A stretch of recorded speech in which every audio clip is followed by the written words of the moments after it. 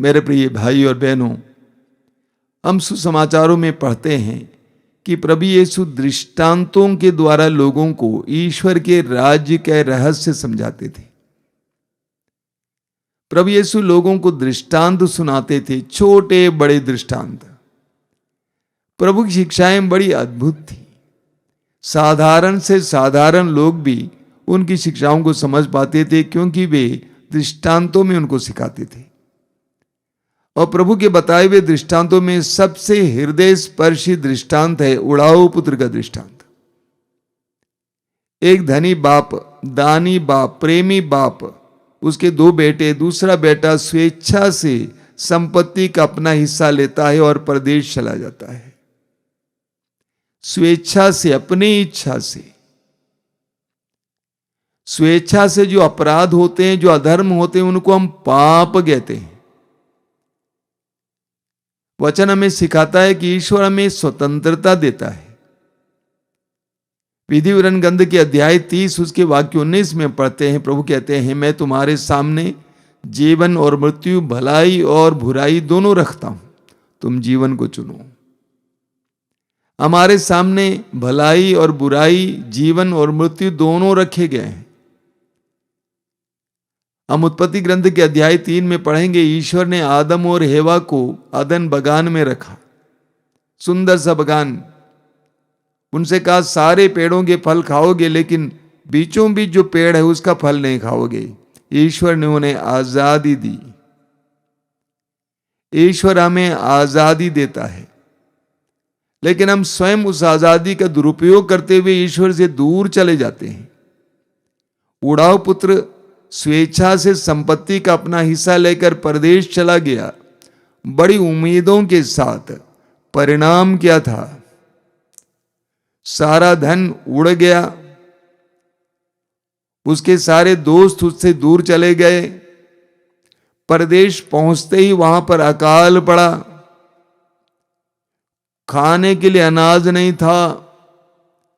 परदेश में एक इंसान का नौकर बना, वो भी कैसा नौकर? सुअरों को चराने वाला।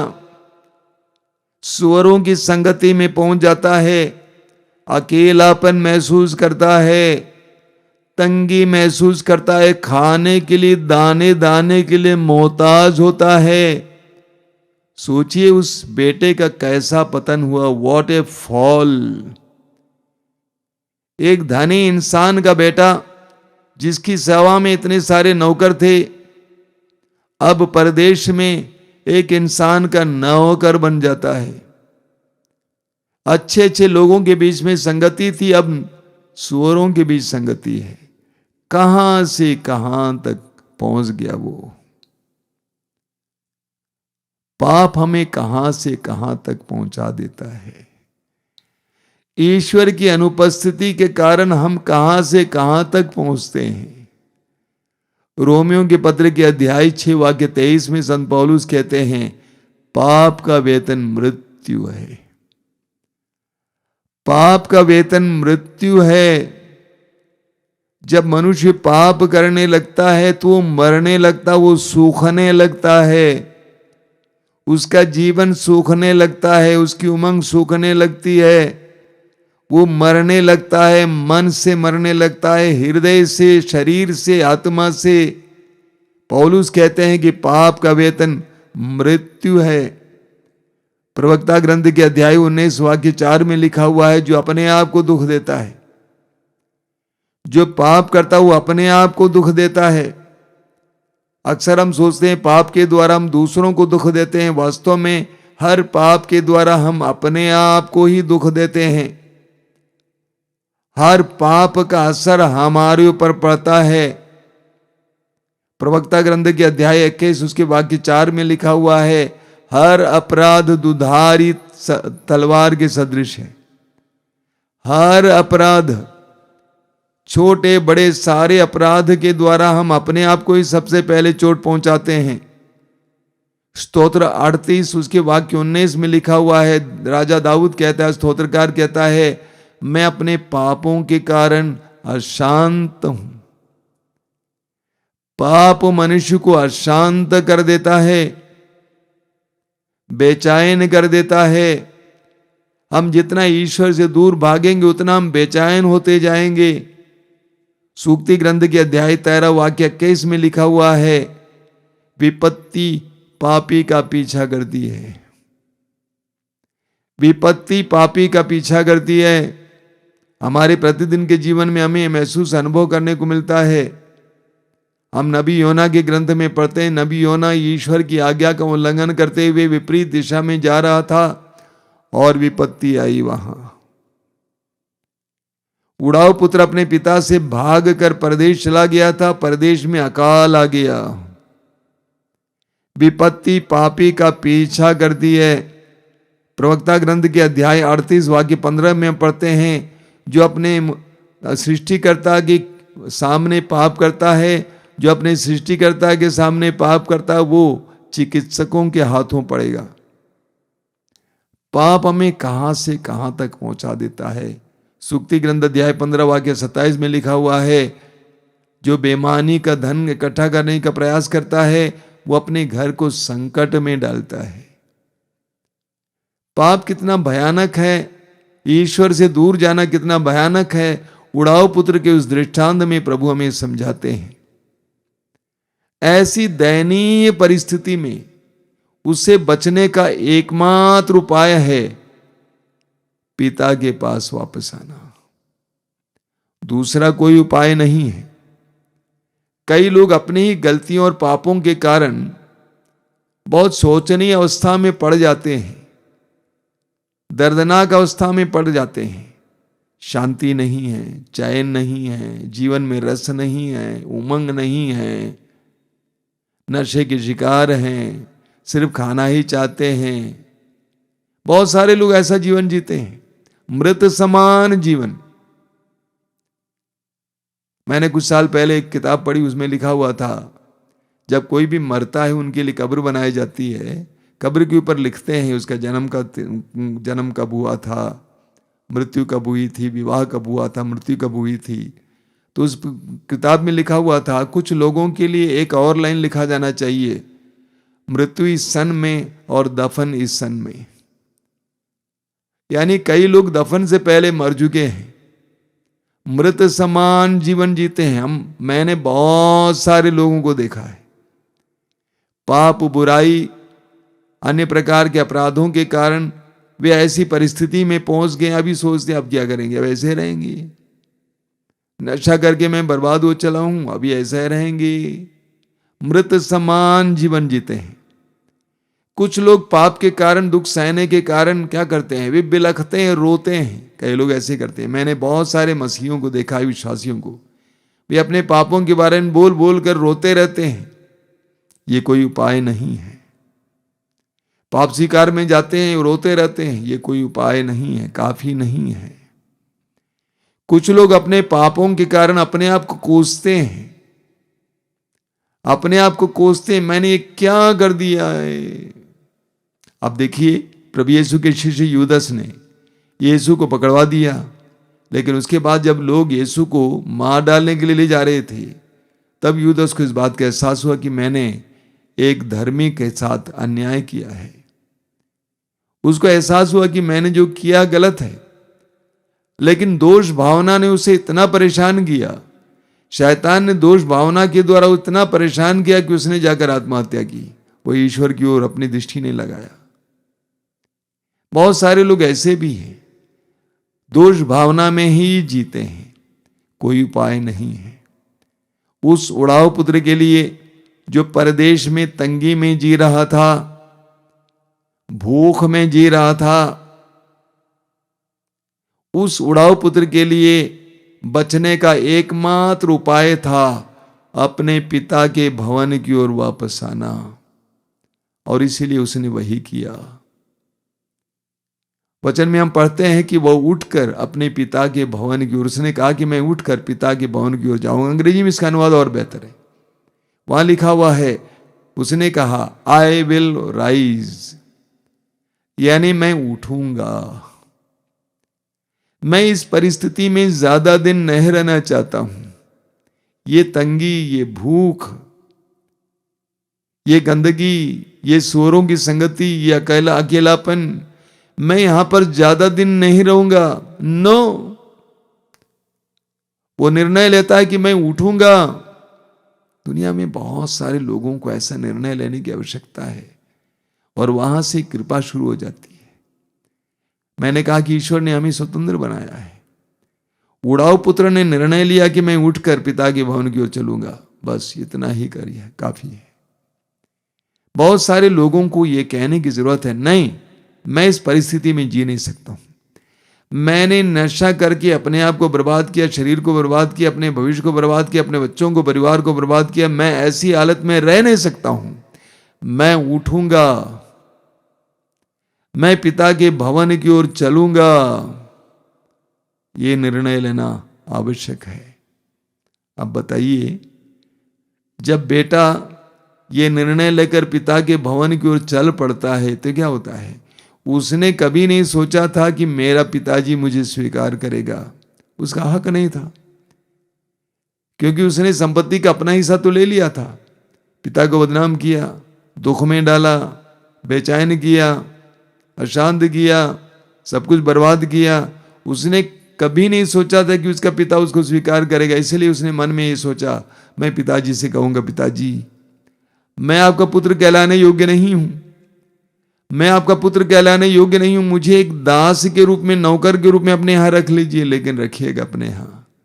उसने दिल में ये ठाना और इस बात को दोहरा दोहरा कर अपने पिता के भवन की ओर चल रहा था। लेकिन नतीजा क्या था? अप्रत्याशित, अप्रतीक्षित नतीजा। उसका स्वागत होता है, उड़ाऊ पुत्र का स्वागत होता है। पिता उसकी ओर दौड़ पड़ता है, पिता के साथ नौकर भी दौड़ पड़ते हैं। कितना अच्छा स्वागत मिलता उसको, उसने कभी नहीं सोचा था। पिता उसको गले से लगाता है, उसका चुंबन करता है। जरा सोचिए उसकी अवस्था क्या रही होगी, क्या दशा रही होगी। स्वरों को चराने वाला कितना साफ रहा होगा।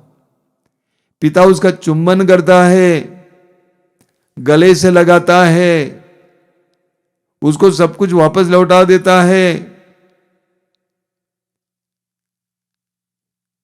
उसके बड़े भाई से ज्यादा उसको प्यार मिलता है। आप पढ़ेंगे लूकास अध्याय 15 वाक्य 29 में, जब उसके बड़े भाई को पता चलता है कि उसका छोटा भाई आ गया है, घर आ रहा है और घर पे बहुत आनंद मनाया जा रहा है, वो रूठ जाता है। पिताजी से कहता है, पिताजी मैंने आपकी आज्ञाओं का उल्लंघन नहीं किया, लेकिन आपने मुझे आज तक अपने दोस्तों के साथ आनंद मनाने के लिए एक बकरी का बच्चा तक नहीं दिया है। आज आप उसके लिए मोटा बछड़ा मार रहे हैं, भोज की तैयारी कर रहे हैं।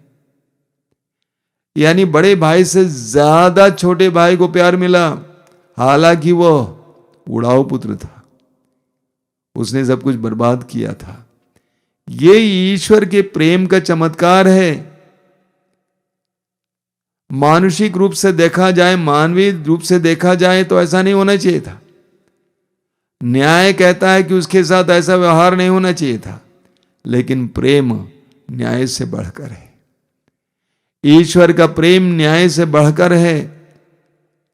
हम पढ़ेंगे लूकास के समाचार के अध्याय 15 वाक्य 7 में कि एक भेड़ के लिए, एक पापी के लिए 99 धर्मियों से ज्यादा स्वर्ग में आनंद मनाया जाता है। 99 धर्मियों से ज्यादा जिनको पश्चाताप की आवश्यकता नहीं, एक पश्चातापी पापी के लिए स्वर्ग में आनंद मनाया जाता है। वाक्य 10 में लिखा हुआ है, पश्चातापी पापी के लिए ईश्वर के दूत आनंद मनाते हैं।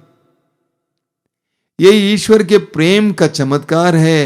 ये अजीब ईश्वर का प्रेम है, अनोखा प्रेम है। स्तोत्र 103 वाक्य 11 में स्तोत्रकार लिखता है, आकाश पृथ्वी के ऊपर जितना ऊंचा है उतना महान है अपने भक्तों के प्रति ईश्वर का प्रेम। तो उड़ाऊ पुत्र जब वापस आता है उसको सब कुछ मिल जाता है, सम्मान मिलता है, आदर मिलता है, इज्जत मिलती है, समानता मिलती है, अधिकार मिलता है, सामर्थ्य मिल जाता है। तर्क बहुत सरल है, तर्क बहुत सरल है। ईश्वर जीवन का स्रोत है, ईश्वर आनंद का स्रोत है, ईश्वर शांति का स्रोत है, ईश्वर सौंदर्य का स्रोत है। जब हम ईश्वर से दूर चले जाते हैं तो हम जीवन से वंचित हो जाते हैं, आनंद से वंचित हो जाते हैं। बहुत सरल तर्क है, सिंपल लॉजिक। जब हम ईश्वर से दूर चले जाते हैं तो ये सब हो जाता है, हम नंगे हो जाते हैं। उत्पत्ति ग्रंथ अध्याय 3 में हम पढ़ते हैं, आदम और हवा ने कहा, आदम ने कहा हम पेड़ों के पीछे छिपे हुए हैं। पाप के बाद, ईश्वर की आज्ञा को उल्लंघन करने के बाद उसने कहा कि हम पेड़ों के पीछे छिपे हुए हैं क्योंकि हम नंगे हैं। वचन में लिखा हुआ है, पाप के बाद, आज्ञा का उल्लंघन के बाद उन्होंने देखा कि वे नंगे हैं। नग्नता का अर्थ क्या है? कपड़े से नहीं कोई मतलब। नग्नता का अर्थ है शून्यता, कुछ नहीं है, बेकार, नकारात्मकता। तो ईश्वर से हम जितना दूर चले जाएंगे उतना हमारे जीवन में उद्देश्यहीनता आएगी, रसहीनता आएगी, कोई मतलब नहीं रहेगा, नकारात्मकता आएगी। लेकिन जब ईश्वर के पास वापस आ जाएंगे तो हमें जीवन मिलेगा, हमें आनंद मिलेगा, हमें शांति मिलेगी, जीवन में उद्देश्य मिलेगा, जीवन में रस मिलेगा। यही एक रास्ता है, दूसरा कोई उपाय नहीं है, दूसरा कोई उपाय नहीं है। हम पढ़ेंगे योग के ग्रंथ के अध्याय 21 वाक्य 22 में, ईश्वर के पास वापस आ जाओ तुम्हें फिर सुख शांति मिलेगी। ईश्वर से मेल कर लो तुम्हें फिर सुख शांति मिलेगी। ईश्वर के पास आना तुम्हें फिर सुख शांति मिलेगी। पाप हमें ईश्वर से दूर कर देता है, पाप हमें ईश्वर से दूर कर देता है। वचन में आप पढ़ेंगे इसायाह अध्याय 59 में, इसायाह अध्याय 59 में बहुत सुंदर वचन है, आपने बार बार सुना है और एक बार सुनिए। इसायाह अध्याय 59 में प्रभु क्या कहते हैं, प्रभु का वचन क्या कहता है। इसायाह 59 उसके वाक्य 1 और 2 में बहुत सुंदर वचन है। प्रभु क्या कहते हैं, प्रभु का हाथ बचाने में समर्थ है, प्रभु का हाथ बचाने में समर्थ है, उसका कान बहरा नहीं है, वो सुन सकता है, किंतु तुम्हारे अधर्म ने तुमको ईश्वर से दूर किया। ईश्वर का हाथ बचा सकता है तुमको, वो छोटा नहीं हुआ है, वो सुन सकता है, वो बहरा नहीं है, किंतु तुम्हारे अधर्म ने तुमको ईश्वर से दूर किया, तुम्हारे पापों ने ईश्वर को तुमसे विमुख कर दिया, इसलिए वो तुम्हारी नहीं सुनता है। सीधी सी बात है। आज तक तुम ईश्वर की ओर देख रहे थे, आज्ञा भंग के द्वारा तुम ईश्वर को छोड़कर दूसरी दिशा में देखने लगे। यही कारण है। तो हम पाप हमें ईश्वर से दूर कर देता है, लेकिन पश्चाताप हमें ईश्वर से मिलाता है, पश्चाताप हमें ईश्वर के पास लाता है। स्तोत्र 107 वाक्य 10 और 11 में पढ़ते हैं, बहुत सुंदर वचन है, वहां लिखा हुआ है, कुछ लोग अंधकार और मृत्यु की छाया में बैठे हुए थे, कुछ लोग अंधकार और मृत्यु की छाया में बैठे हुए थे, वे दुखी और बेड़ियों से जकड़े हुए थे, क्योंकि उन्होंने ईश्वर के वचन से विद्रोह किया और प्रभु की सलाह नहीं मानी। ईश्वर से विद्रोह करने से, ईश्वर के वचन से विद्रोह करने से उनमें दुख आ गया, बंधन आ गए, अंधकार उनके ऊपर छाया रहा। तो पाप हमें ईश्वर से दूर कर देता है। कुछ लोग कहते हैं कि हमने पाप नहीं किया है, हम चोरी नहीं करते हैं, हम झूठ नहीं बोलते हैं, हम व्यभिचार नहीं करते हैं, हम कत्ल नहीं करते हैं। लेकिन अधिकतर लोग पाप को अपने में छिपाए हुए हैं। पाप करना एक बात है, पाप रखना दूसरी बात है। विद्वेष, जलन, ईर्ष्या, क्रोध, वासना, हमने इसको जगह दे रखी है, हमारे अंदर एक क्रियाशील है। हालांकि हम प्रकट नहीं करते हैं, पाप नहीं करते हैं, लेकिन हमने पाप को पाल रखा है। और जब तक हम पाप को पाले रखेंगे तब तक पाप का परिणाम हमारे जीवन में देखने को मिलेंगे। कुछ लोग खुलेआम बोलते हमने पाप कहां किया है, कोई पाप नहीं किया है, लेकिन उनके अंदर कितना क्रोध है बाबा, कितना क्रोध है, कितना ईर्ष्या, कितनी ईर्ष्या है, कितना जलन है, कितनी वासना है। प्रकट तो नहीं किया है लेकिन अंदर है। तो जब मैं पाप के बारे में बता रहा हूं, सिर्फ करने की बात नहीं है, रखने की बात भी होती है। पाप में मनोभाव रखना, जिसको केवल आप और आपका ईश्वर जानता है, दूसरा कोई नहीं जानता है। तो पाप करना ही, करने के बारे में ही नहीं बोल रहा हूं, बल्कि पाप को रखना। और ये समय हमारे लिए वापसी का समय है, वापस आने का समय है, स्वतंत्रता पाने का समय है। ये 40 काल विशेष करके घर वापसी का समय है। उसी में हमारा कल्याण है, दूसरा कोई उपाय नहीं है। इस सत्य को हमें जानना जरूरी है। लोग उपाय ढूंढते रहते हैं, उपाय ढूंढते रहते हैं, क्या करने से इससे छुटकारा मिलेगा। एक ही उपाय है। लोगों से मैं क्या करता हूं, एक ही उपाय है। मोमबत्ती जलाने से नहीं होता है, अगरबत्ती जलाने से, पैसा देने से नहीं होता है, या वहां कोई तावीज बांधने से नहीं होता है। पाप और पापमय प्रवृत्तियों और स्वभाव से हमें आजाद होना जरूरी है, तब हम वास्तव में आजाद हो जाएंगे। योहन के सुसमाचार के अध्याय 4 की उस समारी स्त्री के बारे में सोचिए। उसके बारे में बहुत सुंदर वर्णन है उस अध्याय में, कि उसके 5 पति रह चुके हैं, अब वो 6ठे पुरुष के साथ रह रही थी। एक ऐसी नारी जो वासना युक्त जीवन जी रही थी, जो वासना के चंगुल में थी, जिसको 5 पति संतुष्ट नहीं कर पाए, अब 6ठे पुरुष के साथ रह रही थी। ऐसी नारी जो अपनी छोटी दुनिया में जी रही थी, जो दूसरों की नजरों से बच रही थी। अब यीशु आए, यीशु के पास आई, यीशु की बातें सुनी, इस कदर स्वतंत्र हो गई, आजाद हो गई कि आजाद पक्षी की तरह उड़ने लगती है। उसी नगर में चली जाती है जहां के लोगों की नजरों से वो बची रहती थी। उसी नगर में चली जाती है और लोगों से कहती है, आइए और देखिए उस मनुष्य को जिसने मुझे वो सब बताया जो मैंने किया है। और लोग उसकी बात को सुनकर, उसके परिवर्तन को देखकर यीशु के पास चले जाते हैं। आजाद पक्षी हो गई। जब पाप से हमें छुटकारा मिल जाता है ना, हमारे अंदर बहुत आनंद आता है। एक बार मैंने प्रभु से पूछा, आनंद का तात्पर्य क्या है?